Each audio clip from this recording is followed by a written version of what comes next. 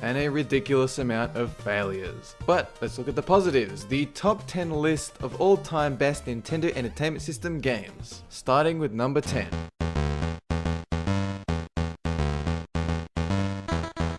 So Battletoads was released just before the Super Nintendo, and it was one of the hardest games ever. Frustrating, but it was fun because of that. It had a nice art style and wacky animations that you really didn't see in games of that era. It also had a lot of varied gameplay with a beat 'em up section, speeder bikes, oh god, and then platforming sections.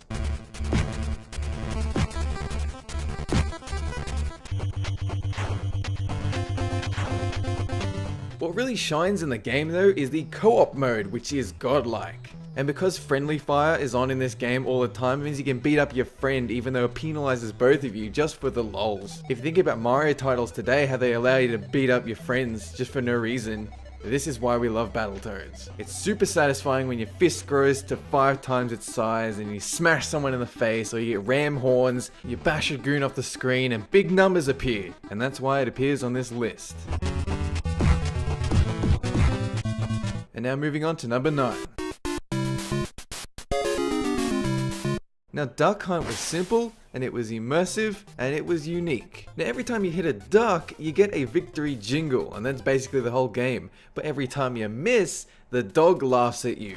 The dog laughs at you so hard that you want to shoot it in the face forever and ever. Sometimes the NES zapper that you're using to shoot the screen doesn't even know that you hit that part. You're ramming it in front of the screen like, come on, get the duck. Then you would miss again and again, the dog would laugh at you harder. And you're just like, I hate this game. But then you come back and you keep playing because it's so addictive. Many men have tried to unsuccessfully shoot that dog. But one day.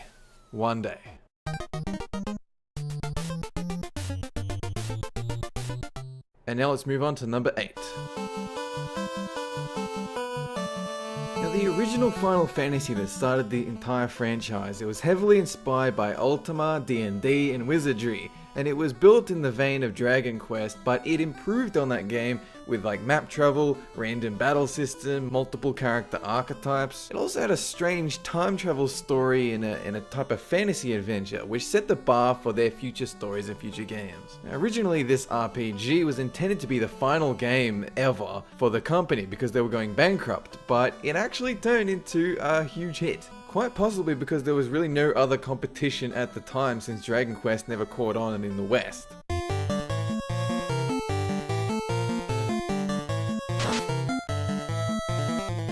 But this game had all the classic staples of leveling up, using magic, changing your equipment, and fighting tough as nails bosses. And because the internet wasn't a thing back then, people would just stick around in an area and keep grinding out for levels, so that by the time they did figure out how to go about the next area, they could just blaze through it. So the more time you sink into the game, the easier it is. It was a good formula back then, and it is a good formula today.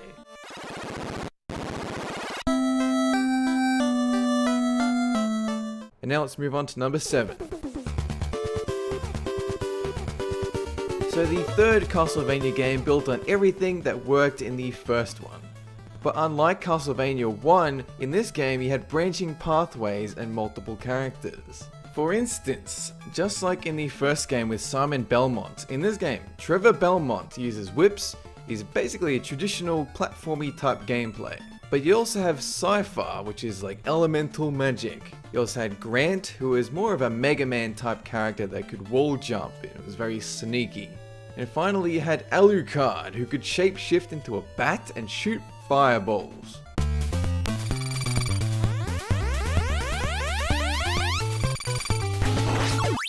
This game is also somewhat renowned for its slightly difficult areas, where you have 5,000 enemies on the screen all attacking you all at once, and you gotta retain all your health for the boss. But it is a fantastic game, well worth a one-time go.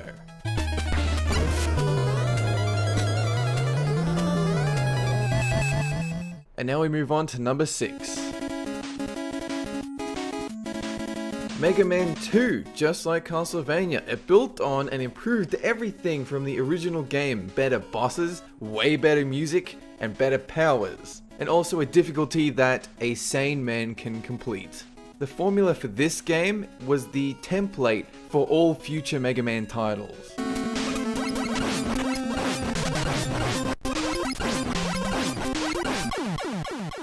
And I feel I must mention the box art, which has Mega Man shooting from a gun, which is horribly incorrect, but at least it's nowhere near as bad as the first one, which gives me nightmares on cold nights. Mega Man 2 is an instant classic. It required strategy.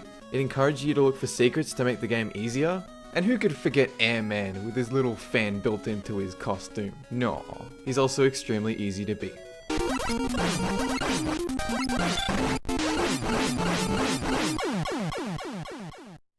And now we move on to number 5. Contra was built on chaos and the level of Metal Slug. There's bullets flying in all directions, and you are desperate to save power-ups because if you lose one, you're horribly crippled, and with only 5 lives to finish the entire game, survival is key.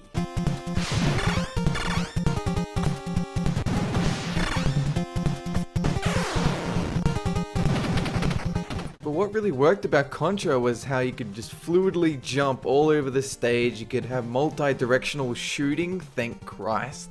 The bosses were very fun. There was different types of gameplay, even some type of a 3D system. It was very cool, and every Contra game since then has been basically the same, but why fix what just isn't broken?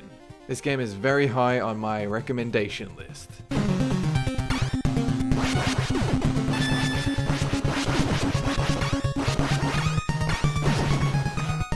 But now we move on to number 4.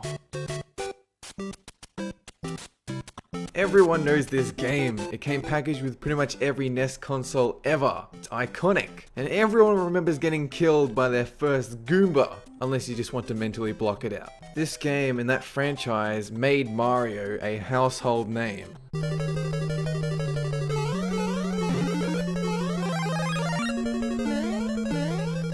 It was super simplistic, but because of that was very, very fun. You move across the screen to get to the end, avoiding stuff and hitting blocks. There's nothing else to it. Your mission, to save the princess in another castle. God damn it, Toad. So at the time, this game was notorious for having glitches and bonuses and secrets, such as when you jump above the blocks in the second level that you're in to skip a bunch of worlds. Of course, this game was going to make the list. That's just common sense.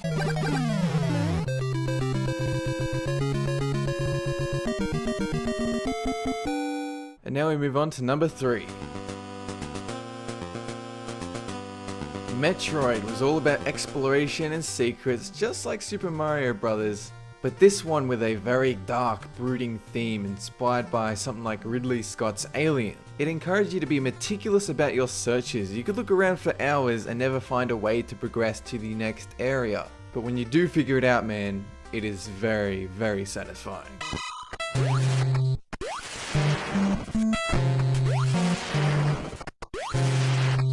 And there was a twist ending which at the time was kind of unheard of in the gaming industry, and that was that Samus in the suit was in fact a girl. And this carried over to all future Metroid titles. Of course, nowadays they've exploited that, but back then it was a nice little surprise. But above all, the game was just damn fun, and that's why it appears on this list.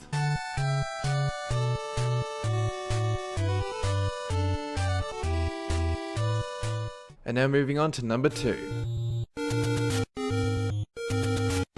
Oh yes, The Legend of Zelda, a very huge, open, explorable Hyrule world, with heroic music blaring in the background. You get a sword from an old man in a cave. It's dangerous to go alone, take this. Your mission is to claim pieces of the Triforce from 8 separate dungeons and then save Zelda. Very simplistic stuff, but effective.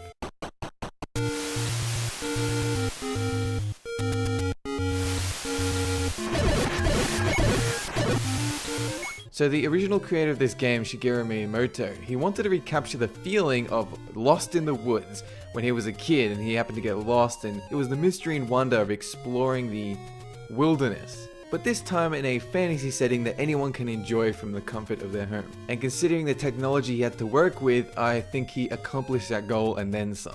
Super fun game, still exciting to this day.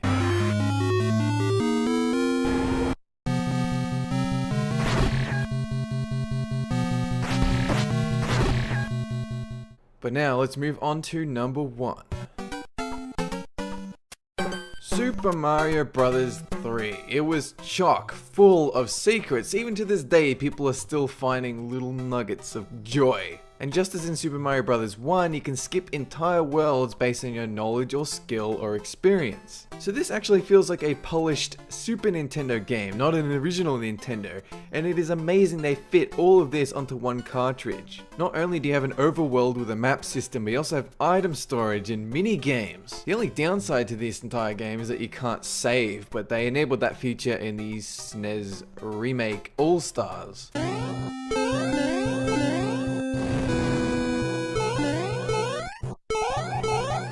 So it's in this game that they started introducing little quirky suits like the Tanuki or the frog. And it's a shame they don't have that same creative inventiveness nowadays that they had back then. But this game raised the bar and set it so high for all other platformers that even today it's still hard to reach. It improved and perfected everything in the genre, and went with a very strange, oftentimes surreal art style, like when Mario can shift into the background and actually run behind the stages. It's a classic Mario game that everyone should have played at least once.